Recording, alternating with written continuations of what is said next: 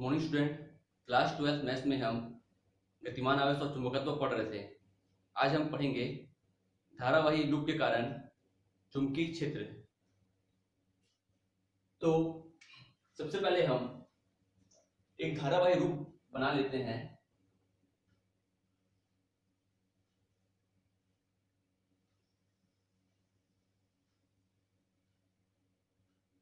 यह आपका धारावाही लूप है, ठीक है। यह एक बार राउंड है तो यह लूप कहलाएगा। यदि फेरों की संख्या अत्यधिक हो तो यह हमारा कुंडली कहलाएगा, ठीक है। यह हमारा इस पर आई धारा प्रवाहित हो रहा है इस दिशा में। इसका केंद्र O है। इस पर चुंबकीय क्षेत्र कागज का तल है। ये आपका जो व्हाइट बोर्ड है इसे आप कागज का तल मान लीजिए, इसके अंदर की तरफ है, ठीक है। और इससे r दूरी पर कोई छोटा सा अवयव है, ये है आपका dl है। यह आपका यहां से थीटा कोण 90 एंगल का बन रहा है, ओके। तो इसका लेंथ हम दे देते हैं a और b।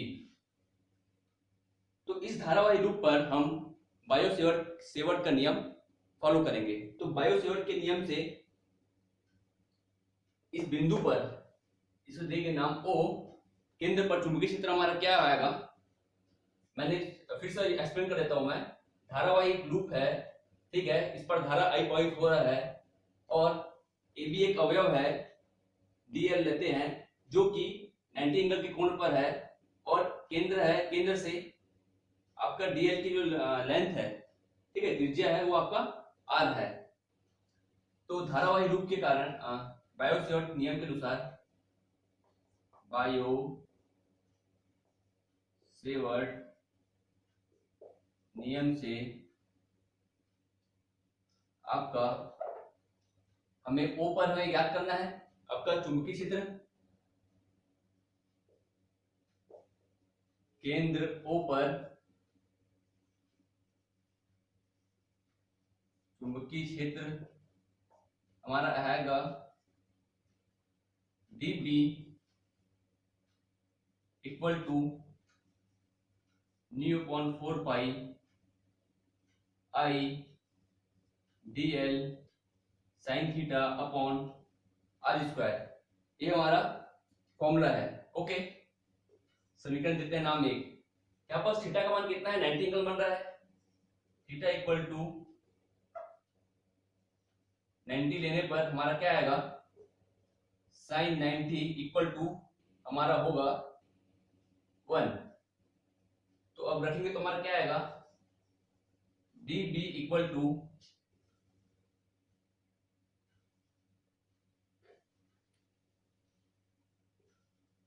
New upon 4 pi I dl r square, okay. अभी हमने जो निकाला है ये चुंबकीय क्षेत्र एक छोटे अवयव का निकाला है। संपूर्ण लूप के लिए हम क्या करेंगे, इसका समाकलन कर देंगे, ठीक है। तो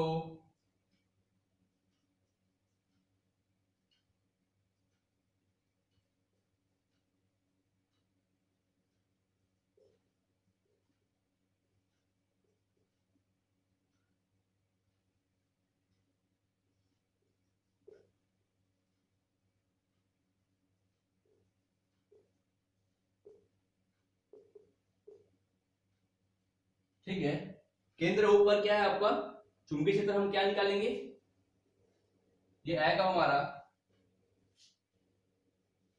B इक्वल टू क्या आएगा, dB होगा। इसका भी कर देते हैं समाकलन, mu upon 4 pi I dl r square. तब हम लिखेंगे इक्वल टू, ये हमारा mu upon 4 pi I upon R square dl। ठीक है, इसका मान क्या आता है, dl इक्वल टू हमारा क्या आता है, इस संपूर्ण लूप के लिए, एक लूप के लिए हमारा क्या आएगा, हमारा इसका लेंथ हमारा होगा, ये हमारा वृत्त का परिधि कहलाएगा, इसका मान क्या होता है हमारा 2 पाई r होता है। ठीक है, तो हम रखेंगे b equal to mu upon 4 pi I upon R square into 2 pi r। r का ये r कट गया, 2 पाई और ये 4 पाई कटेगा तो हमारा क्या बचेगा, हमारा आएगा 2। तो हम लिखेंगे b equal to mu upon 2r upon I. Okay,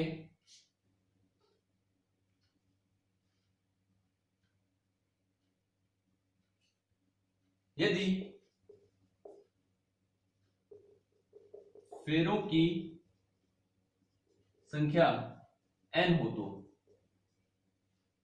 फेरों की संख्या n है तो वह कुंडली कहलाएगा। ठीक है, फेरे अगर एक है तो वह आपका लूप कहलाएगा। यदि फेरों की संख्या n हो तो b इक्वल टू क्या आएगा, b इक्वल टू होगा हमारा न्यू अपॉन न्यू आई अपॉन 2r n। तो आपका ये व्यंजक हुआ। ठीक है, धारावाही वृत्ताकार लूप के कारण चुंबकीय क्षेत्र का यह व्यंजक है, जो कि आपको डिपेंड किस पर करता है, पहला कुंडली में प्रवाहित होने वाले धारा के मान पर। यदि धारा का आई का मान यदि अत्यधिक रहेगा तो फिर चुंबकीय क्षेत्र का मान भी आपका अत्यधिक आएगा, तो डिपेंड करेगा आपका आई के ऊपर। ठीक है, दूसरा आपका किसके ऊपर डिपेंड करेगा, उसकी त्रिज्या।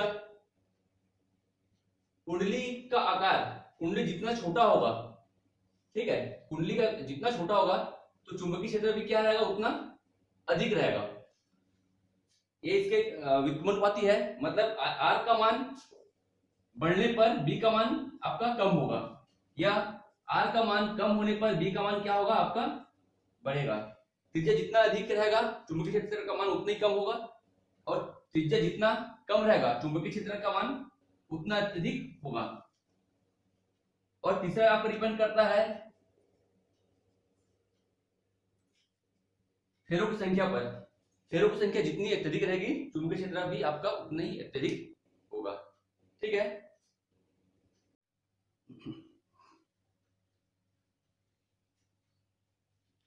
अब हम देखते हैं धारावाही लूप के अक्ष पर चुंबकीय क्षेत्र। तो यह आपका धारावाही लूप है जिस पर धारा आई इस दिशा में प्रवाहित हो रहा है। इसका केंद्र आपका है ओ, ओ से परिधि की जो दूरी है यह आपका त्रिज्या है, आपका है कैपिटल आर। इस पर एक बिंदु ए है या कोई अवयव है, और यहाँ पास एक अवयव है आपका ए डैश है। ओ से एक्स दूरी पर एक बिंदु पी है। ठीक है,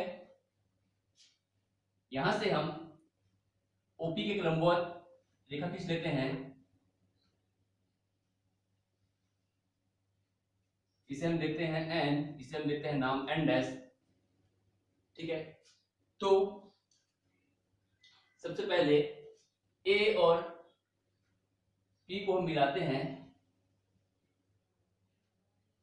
ठीक है, ए और ए के अवयव ए के कारण बिंदु पी पर हमें चुंबकीय क्षेत्र की दिशा फाइंड करना है। ठीक है, तो इसके लंबवत हमारा क्या आएगा, ये हमारा कोण बनेगा फाई बनेगा, और ए डैश और पी को भी मिलाएंगे तो ये हमारा कोण क्या बन रहा है, फाई एंगल का कोण बना रहा है। तो जाहिर सी बात है ये भी जो कोण जो बनेगा इसका लंबवत उत्तर हमारा क्या आएगा, ये आएगा। जब इस 90 एंगल पर ये कोण जो फाई बन रहा है तो आपका इसके लंबवत भी जो कोण बनेगा ये इसका मान भी फाई होगा। ठीक है, इस कोण का मान भी आपका क्या होगा, फाई होगा। तो यहाँ पास हमारा कौन सा एंगल बन रहा है, ये फाई के एंगल बना रहा है ये, इसके लंबवत एपी के लंबवत आपका फाई है, इसका नाम देते हैं हम क्यू, क्यू क्यू के अनुदिश है। उसी प्रकार हमारा नीचे की तरफ क्या बनेगा, एक क्यू डैश लेंगे नाम, ये भी हमारा कोण बनेगा, फाई एंगल का कोण बनेगा। इसे हम आगे बढ़ाते हुए ले जाएंगे तो देखिएगा ये अगर एंगल फाई है तो ये हमारा क्या आएगा, डी बी कॉस फाई होगा, और इसका मान भी क्या आएगा आपका, डी बी कॉस फाई। ठीक है, कोई भी एंगल अगर आपका इस प्रकार अगर ये थीटा कोण फाई कोण अगर दिया है तो ये हमारा जिस एंगल का जिस अक्ष से आपका एंगल दिया रहता है इसको हम क्या लेते हैं, कॉस फाई लेते हैं। ठीक है, ये अगर हमारा थीटा अगर दिया रहे तो हम क्या लेंगे, कॉस थीटा लेंगे। ये अगर कॉस थीटा हो तो ये हमारा क्या आएगा, साइन थीटा आएगा। तो जिस अक्ष से आपका एंगल दिया रहता है लगा हुआ वो आपका क्या कहलाता है, उस अक्ष पर आपका कॉस का एंगल बनाता है। उसी प्रकार हमारा इस ओपी के अनुदिश हमारा आएगा ये डी बी साइन फाई, और हमारा इसके कारण हमारा क्या आएगा, D B sine phi angle का ये हमारा कोण बनाएगा। ठीक है, ये जो लूप है ये आपका क्या है, कागज के तल का लंबवत है। ठीक है, मान के चलिए ये आपका कोई लूप है, ये आपका कोई लूप है तो ये इस प्रकार है, और ये इसका जो सेंटर है, सेंटर से आपका क्या है, एक्स दूरी पर कोई बिंदु P है, और ये अगर A है तो A से हमें इस दूरी पर, इतने दूरी पर, इस P दूरी पर हमारा ये वाला क्या है, ये आपका R दूरी है। ठीक है, तो थीटा एंगल जो बनेगा, थीटा एंगल आपका जैसे कि ये जो है आपका ये P है और ये आपका A की दिशा है। ठीक है, तो इसके मध्य का कोण आपका कितना है, 90 एंगल है, जो कि यहां पर हमें इमेज करना है। ये ऐसा ही आएगा तो इसके बीच का कोण क्या आएगा आपका, 90 एंगल आएगा। तो ए के कारण बिंदु P पर चुंबकीय क्षेत्र क्या आएगा, यहां पर हम लिख लेते हैं कोण A P O equal to हमारा क्या है, फाई है। ठीक है, आपका एपी जो लंब है किसके ऊपर लंब है, P2 पर लंब है। ओके, उसी प्रकार ए डैश पी लंब किस पर है, P Q डैश पर आपका लंब है, और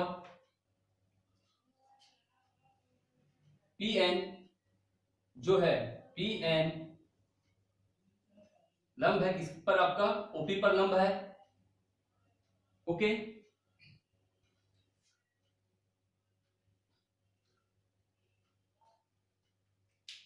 तो सबसे पहले हम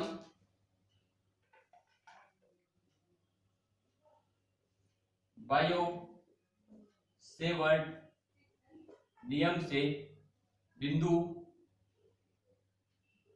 ए के कारण बिंदु P पर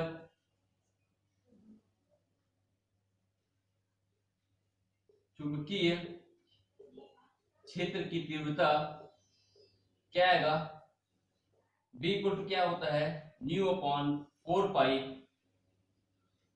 ठीक है, D equal to mu upon 4 pi I dl sine theta upon r square. यहाँ पर थीटा इक्वल टू कितना है, 90 है, तो हमारा क्या आएगा, साइन थीटा का मान कितना आएगा, साइन 90 इक्वल टू होगा हमारा 1 होगा। तो हम लिखेंगे D B equal to mu upon 4 pi I D L upon R square. इसका मान तो आपका 1 हो गया। अब हम देखते हैं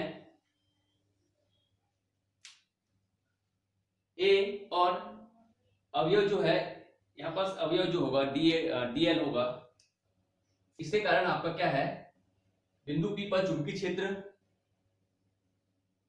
की जो दिशा होगा PQ के अनुदिश होगा। A के कारण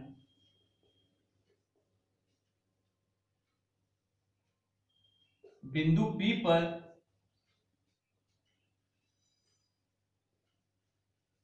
चुंबकीय क्षेत्र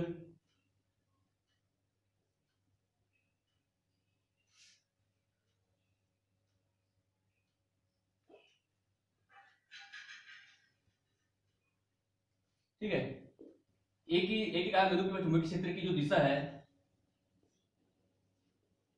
के दो घटक प्राप्त होंगे।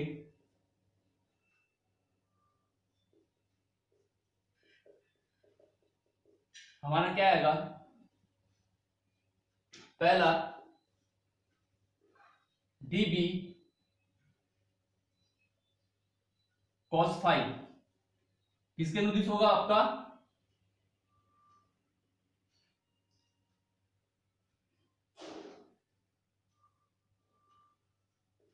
PN के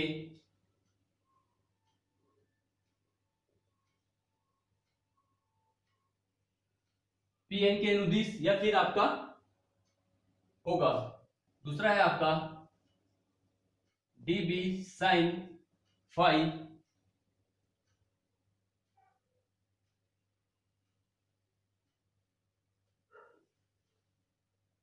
OP के अनुदिश। ठीक है, OP के हमारा क्या आएगा अनुदिश, ये हमें sin फाई प्राप्त होगा। उसी प्रकार A डैश के कारण भी बिंदु P पर चुंबकीय क्षेत्र की दिशा के दो घटक प्राप्त होंगे।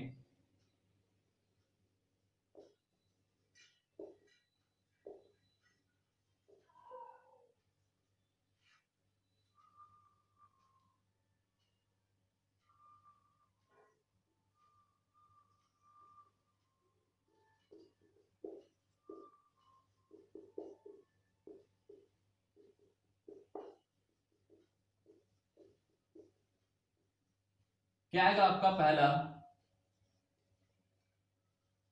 dB cos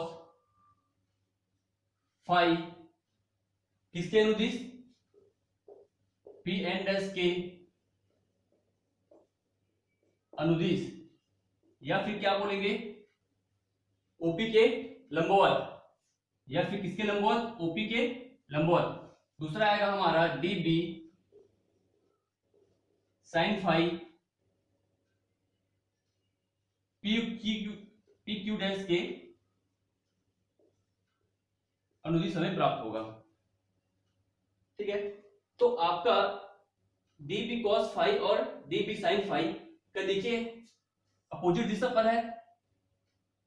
ये आपका dB cos फाई और यहां पास भी आपका क्या है dB cos फाई, सॉरी ये दोनों अपोजिट हैं, तो ये एक दूसरे को क्या कर देंगे, ये दोनों जो है dB cos फाई और dB cos फाई विपरीत दिशा में होने के कारण क्या होंगे, एक दूसरे को निरस्त कर देंगे। ठीक है, और ये जो dB sin फाई ये आपस में क्या हो जाएगा आपका जुड़ जाएगा, इसका दिशा आपका एक ही है। ठीक है, ये एक ही दिशा में है करके हमारा क्या आएगा dB sin फाई, इसका मान भी dB sin फाई है, तो ये क्या हो जाएंगे आपके जुड़ जाएंगे। तो धारावाही लूप के कारण बिंदु P पर चुंबकीय क्षेत्र क्या होगा,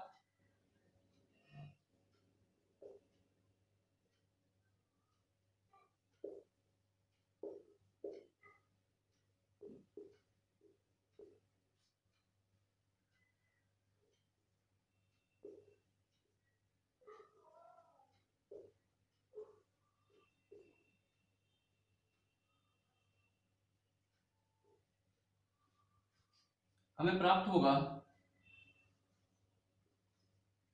B equal to dB sin phi. ठीक है, लिख दीजिए dB का मान क्या है हमारा, यहां से मिला है हमें, ये मान आएगा हमारा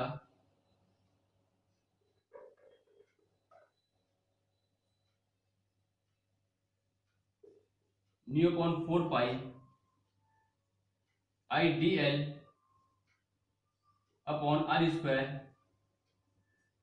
साइन फाई। ओके, यहां पर हम देख लेते हैं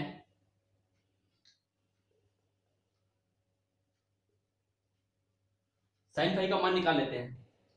फाई ये दिया है, साइन फाई क्या आएगा हमारा, इसके सामने वाला कोण आपका लंब होगा और ये आपका क्या आएगा, कर्ण होगा। ये आपका आर है, ठीक है।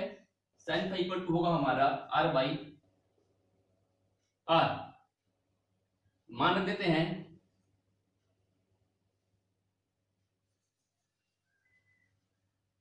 यहां पर हमारा क्या आएगा, साइन फाई इक्वल टू क्या आएगा, आर बटा आर, ठीक है। तो हमारा बी इक्वल टू क्या आएगा, बी इक्वल टू होगा हमारा mu upon 4 pi I D L R square,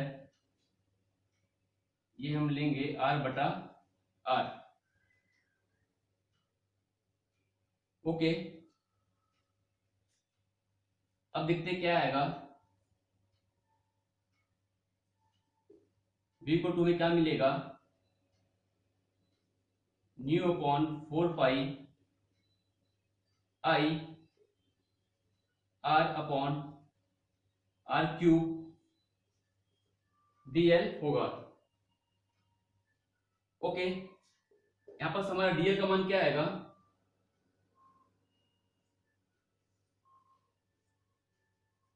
dl equal to होगा हमारा 2 पाई r होगा, ठीक है। और यहां पर हम ये जो हम लेंगे, इसे हम लेंगे त्रिभुज APO में, त्रिभुज APO से इसका मान निकाल लेते हैं। रख देते हैं मान, b इक्वल टू क्या आएगा, mu upon 4 pi I R upon R cube, इसका मान क्या आएगा आपका 2 पाई आर। ये हमारा होगा कैपिटल आर होगा, क्या होगा 2 पाई कैपिटल आर। इस लूप का त्रिज्या क्या है आपका, कैपिटल आर है, तो यहां पास हम लेंगे कैपिटल आर लेंगे। इसे मैं मिटा देता हूं। b इक्वल टू में क्या प्राप्त होगा, b इक्वल टू प्राप्त होगा न्यू अपॉन, ये देखिए 2 पाई और ये यहाँ पर 4 पाई कट जाएगा तो क्या बचेगा, 2 बचेगा। तो हम क्या लिखेंगे, न्यू अपॉन 2 और आपका क्या आएगा, I R square upon R cube, ठीक है। अब हम देख लेते हैं त्रिभुज AOP में हम क्या लगाते हैं, पाइथागोरस प्रमेय से। क्या आएगा हमारा पाइथागोरस प्रमेय से, लंब का वर्ग कर्ण का वर्ग बराबर लंब का वर्ग धन आधार का वर्ग। तो हमारा क्या आएगा,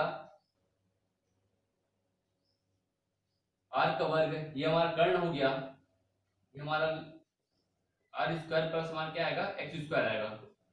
इसे हम क्या लिख सकते हैं, R equal to R square plus X square 1/2 लिख सकते हैं। तो यहाँ पर हम आर थ्री को क्या आएगा हमारा, R square plus X square 3/2, ठीक है। मान रख दीजिए d इक्वल टू होगा हमारा mu upon 2 I R square, ये होगा हमारा R square plus X square की घात में 3/2। तो ये हमारा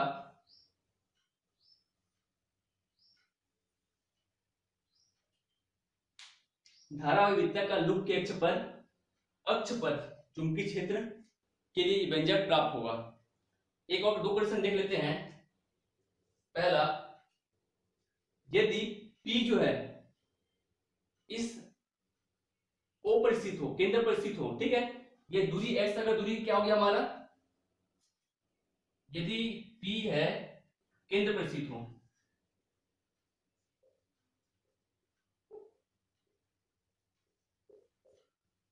या लूप के अत्यधिक समीप स्थित हो तो हम क्या बोलेंगे, यहाँ पर हमारा x इक्वल टू हम क्या लेंगे, 0 ले लेंगे, ये डिस्टेंस हमारा खत्म हो जाएगा। दूसरी स्थिति हमारा क्या आएगा, यदि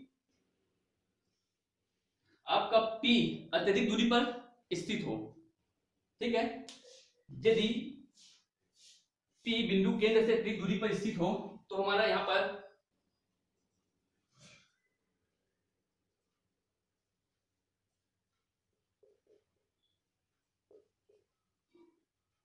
हम क्या लिखेंगे,